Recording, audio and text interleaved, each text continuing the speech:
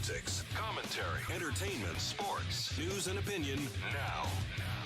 Here is Steve Malzberg. What were they thinking when they did that photo opportunity with the Colorado Governor Hickenlooper shooting pool and drinking beer?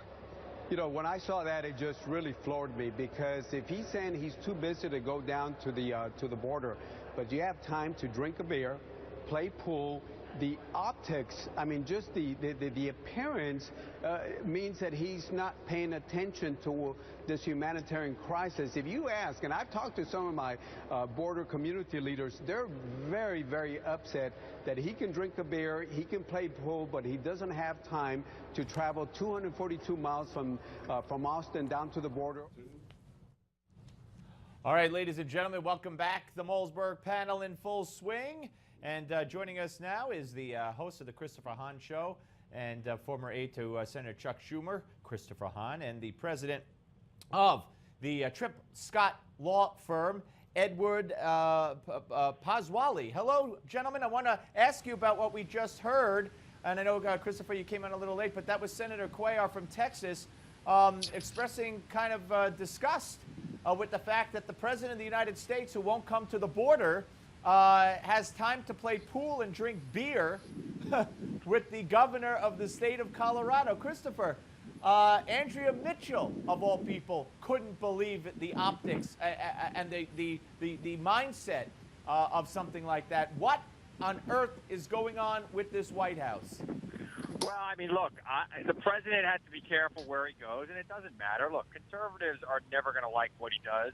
If he would have went to the border and he saw a family crossing the border, what was he going to do? Tell them to go home? He probably would have hugged this person after their long, arduous journey to escape, intolerable conditions in their home countries. This president is a man of compassion, and I think that compassion has no place in the conservative movement anymore. Look what happened to Rick Perry when he showed a little compassion on the DREAM Act issue. I think that I don't think that the president could win here, no matter what he does. This president has deported more people than any other president since Grover Cleveland, and conservatives think he's soft on immigration. There's a real crisis at the border, and there needs to be action by Congress to address it, and Congress is unable to move. I want to see them act on the president's funding request, and I want to see them do it now. All right. Well, first of all, Edward, this was a Democratic congressman. Andrea Mitchell is a Democratic liberal, complaining and expressing shock over the beer drinking and the pool playing and not going down to the border. So what do you say about that? But we know when you lose Andrea Mitchell, boy, you lose your core constituency. I'll tell you that. I mean, there's good news for the president. Let's be honest about the good news. The VA debacle and the IRS, my computer ate my homework, and Benghazi and the release of the 5 Taliban all-stars. All that stuff is off the front page, and we're actually talking about whether the president should have played pool or not. Visuals are bad, but I guess it's all relative. I think the Obama White House would much rather be dealing with the perception of him playing pool while there's a crisis on the border right real near to him, rather than have to deal with the other scandals that have occurred the last 3 or 4 weeks.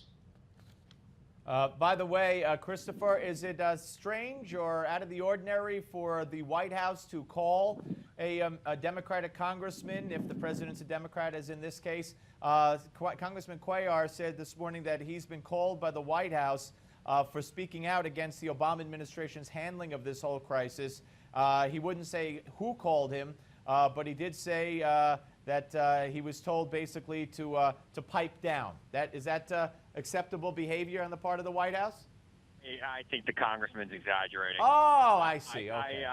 Look, political aides will always call someone if they have issues with their bosses, and they'll try to find out what those issues are. If this congressman wants to make it more than it is, look, he's a congressman who lives in a district, who inhabits a district where it's not always going to be great for him to be with the president, whether he's a Democrat or not. So he's doing what he needs to do politically, and that's fine. That's the game that's played in Washington, played on both sides of the aisle.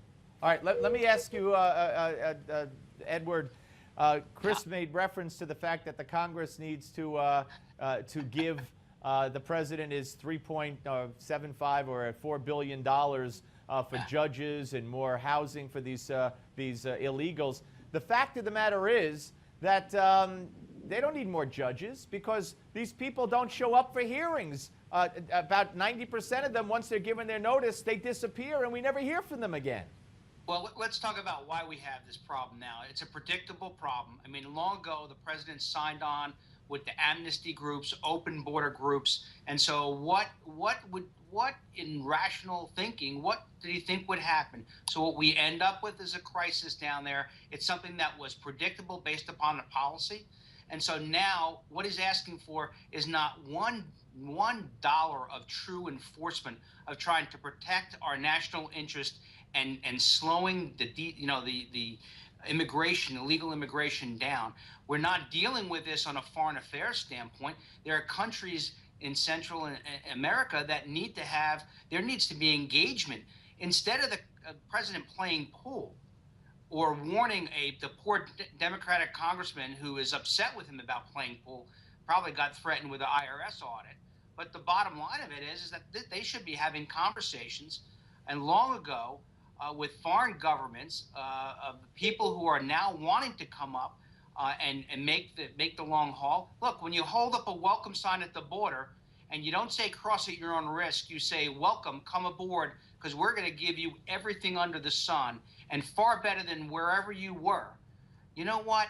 There is something wrong about that. We have an obligation to the current citizens of these United States to protect our border from illegal immigration. Right. Christopher, you believe in an open border policy? I don't believe in an open border policy, but I think these people are escaping tyranny the same way my family escaped tyranny in Nazi Germany and fascist Italy. Really? Ho, time out. Your family, these kids, wait, I got a question for you. These kids are the same as your family who escaped Nazi Germany? Absolutely. Really? They're being thrown in ovens? Really? Wow, that is amazing. I don't know why the Malzbergs came here, but they're the same as your family. And what happens is we get here. Hey, don't. You don't know anything about my family, okay? My family didn't come here to escape the Holocaust, so you're making a wrong assumption in the first place. But go ahead. I don't know where your family came from. But right. So you should shut up about it because you don't know. So go ahead. Everybody came to America for the same reason, Steve, and that's for a better life.